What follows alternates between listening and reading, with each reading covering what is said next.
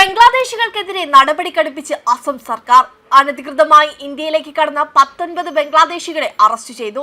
അസം പോലീസും അതിർത്തി സുരക്ഷാ സേനയും സംയുക്തമായി നടത്തിയ തെരച്ചിലാണ് ഇവരെ പിടികൂടിയത്. പിടികൂടിയവരെ തിരികെ ബംഗ്ലാദേശിലേക്ക് അയച്ചു. നിയമവിരുദ്ധമായി ഇന്ത്യയിലേക്ക് കടക്കുന്ന ആളുകൾക്കെതിരെ ശക്തമായ നടപടി സ്വീകരിക്കുമെന്ന് മുഖ്യമന്ത്രി ഹിമന്ത ബിശ്വ ശർമ്മ പറഞ്ഞു. ഈ മാസം ആദ്യവും അസമിലെ നാഗോൺ ജില്ലയിൽ നിന്ന് 15 പേരെ അറസ്റ്റ് ചെയ്തിരുന്നു. ഇവരെ പോലീസ് ക്യാമ്പിൽ പാർപ്പിച്ചിരിക്കുകയാണ്. അസം ഉൾപ്പെടെയുള്ള എല്ലാ സംസ്ഥാനങ്ങളിലെയും ബംഗ്ലാദേശ് അതിർത്തികളിൽ സുരക്ഷ ശക്തമാക്കിയിട്ടുണ്ട്. ബംഗ്ലാദേശിൽ നിലവിൽ നടക്കുന്ന ആഭ്യന്തര കലാപത്തിന്റെ പശ്ചാത്തലത്തിൽ ഇന്ത്യൻ അതിർത്തികളിൽ കൂടുതൽ നിരീക്ഷണം ഏർപ്പെടുത്തി. കൂടാതെ രാജ്യത്തെ പല സംസ്ഥാനങ്ങളിലും ബംഗ്ലാദേശികൾ വിളയാടുകയാണ്. അതിൽ പ്രധാന ഇടമാണ് കേരളം.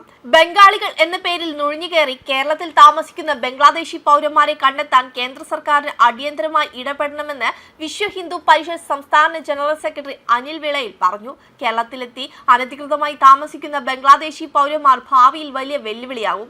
ജമാഅത്തെ ഇസ്ലാമി പ്രവർത്തകരായ ഇവർക്ക് വേണ്ട സംരക്ഷണവും പിന്തുണയും നൽകുന്നതിൽ ഇടതു വലത് മുന്നണികൾ കേരളത്തിൽ മത്സരിക്കുകയാണ്. വോട്ടർ പട്ടികയിൽ വ്യാജരേഖകൾ ഉണ്ടാക്കി ഇവരെ ചേർത്ത് തെരഞ്ഞെടുപ്പുകളെ പോലും അട്ടിമറിക്കുന്ന സാഹചര്യമുള്ളതിനാൽ ഇരു മുന്നണികളും SIRനെ എതിർക്കുന്നത്.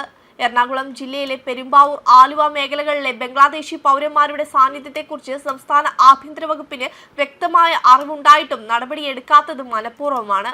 കേരളത്തെ മയക്കുമരുന്ന് കച്ചവടത്തിന്റെ കേന്ദ്രമായി മാറ്റുന്നതിലും ഇവർക്ക് പങ്കുണ്ട്.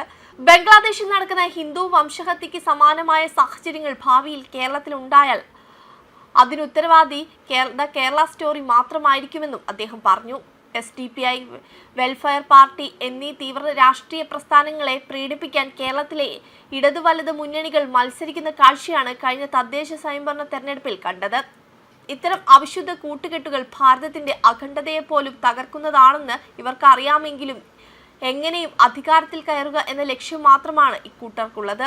പാലസ്തീനു വേണ്ടി എപ്പോഴും കണ്ണീരൊഴുക്കുന്ന കേരളത്തിലെ CPM കോൺഗ്രസ് നേതാക്കൾ ബംഗ്ലാദേശിൽ നടക്കുന്ന ഹിന്ദു വംശഹത്യയെപ്പറ്റി മിണ്ടാതിരിക്കുന്നത് ന്യൂനപക്ഷ വോട്ട് ബാങ്കിനെ പേടിച്ചാണെന്നും അദ്ദേഹം പ്രസ്താവനയിൽ പറഞ്ഞു.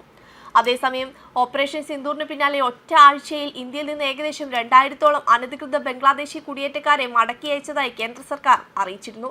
രാജ്യത്തെമ്പാടും നടത്തിവന്ന തിരച്ചിലുകൾക്കും പരിശോധനകൾക്കും ശേഷമാണ് ഇത്രയും കുടിയേറ്റക്കാരെ കണ്ടെത്തി മടക്കി അയച്ചതെന്ന് കേന്ദ്ര സർക്കാർ വൃത്തങ്ങളെ ഉദ്ധരിച്ച് ദേശീയ മാധ്യമങ്ങൾ റിപ്പോർട്ട് ചെയ്തിരുന്നു.